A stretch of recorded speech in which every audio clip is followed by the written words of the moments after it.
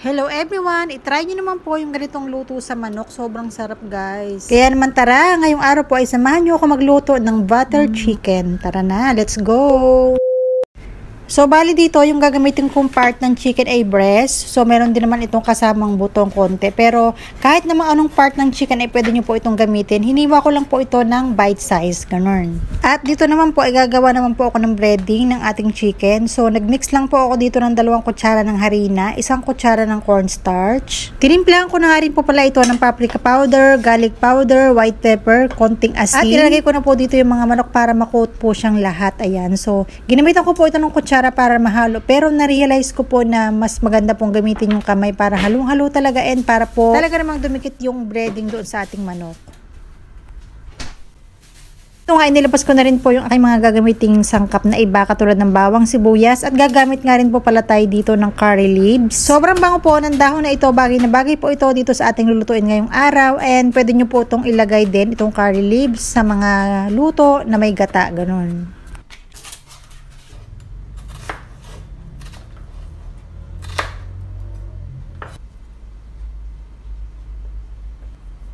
Gagamit nga rin po pala ako dito ng bell pepper pero kalahati lang po yung gagamitin ko dito. Tagal ko lang po dito yung mga puti-puti at saka yung mga buto. Pagkatapos hiwain ko lang din po ito ng parang bite size. Inihanda ko na rin po dito yung pinaka main ingredients na gagamitin ko katulad ng evaporated milk at saka ito pong butter.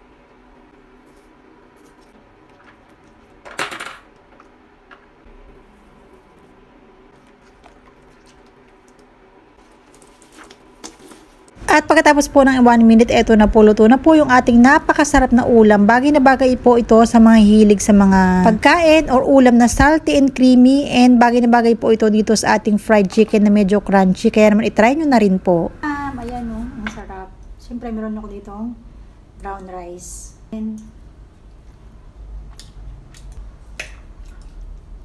rice.